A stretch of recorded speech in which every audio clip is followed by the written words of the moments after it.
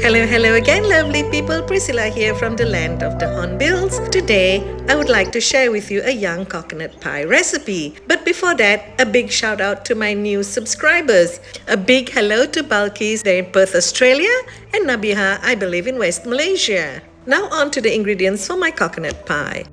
3 to 4 cups of young coconut meat scraped, 1 cup of coconut water, about a cup of cornstarch, cup of sugar, and here I have a mixture of coconut milk and evaporated milk. Now I'm going to mix the cornstarch with the coconut water, and it dissolves really fast.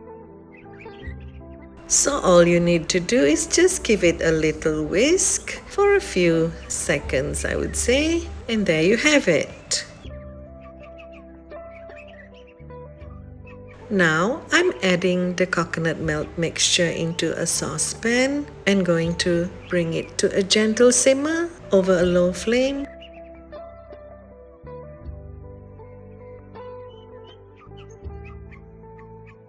I'm adding the sugar now, and then I'm just giving it a gentle stir to melt all that sugar. We do not want to bring this to a rapid boil, just a gentle simmer.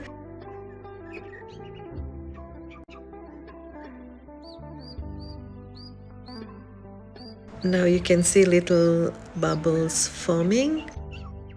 The milk has gotten hot enough to add in the coconut flesh. Now in goes the coconut flesh, and I'm just going to give that a little stirring from time to time.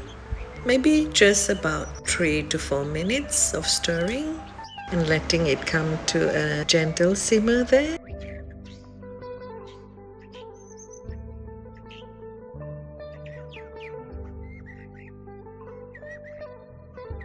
Here I'm just adding in half a teaspoon of vanilla paste, and now I'm going to add in the corn flour and coconut water mixture.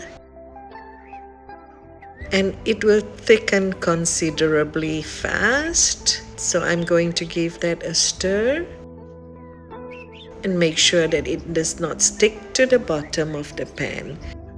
Now that is on a very gentle flame that I'm doing this.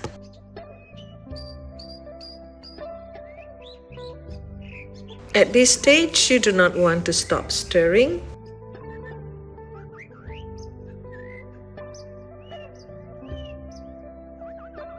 As you can see here, the mixture is getting thick quite fast, so I'm stirring the bottom and the sides of the pan so that the mixture will not stick. Now that it has come to this custardy stage, I'm going to turn off the fire, and I've put it in a bowl with a knob of butter that I'm going to work into this custard to give it that lovely creamy buttery taste.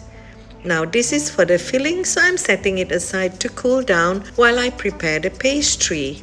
Here I have about 400 grams of flour, salt, ice water, and 250 grams of butter.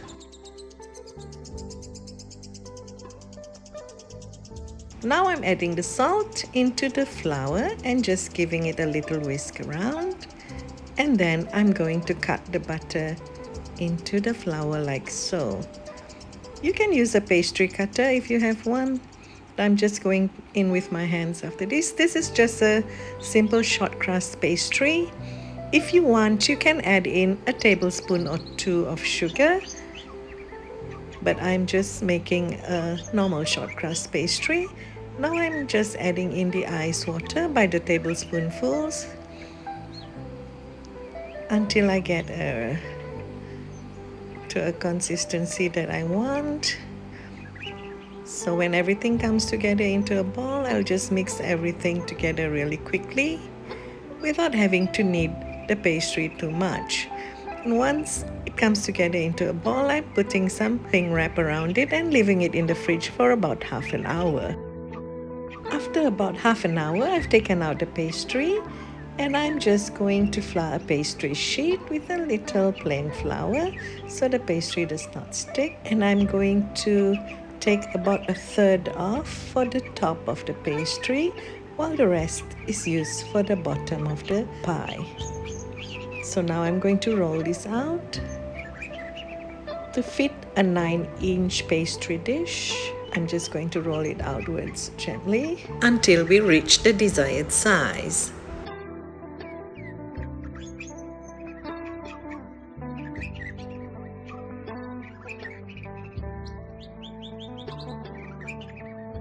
I'm just rolling it out into a size larger than the pie dish I'm using. And then you can follow this very foolproof method of mine to turn the pastry into the pie dish and trim the edges to fit. Once that's done, we set it aside and do the top crust of the pie.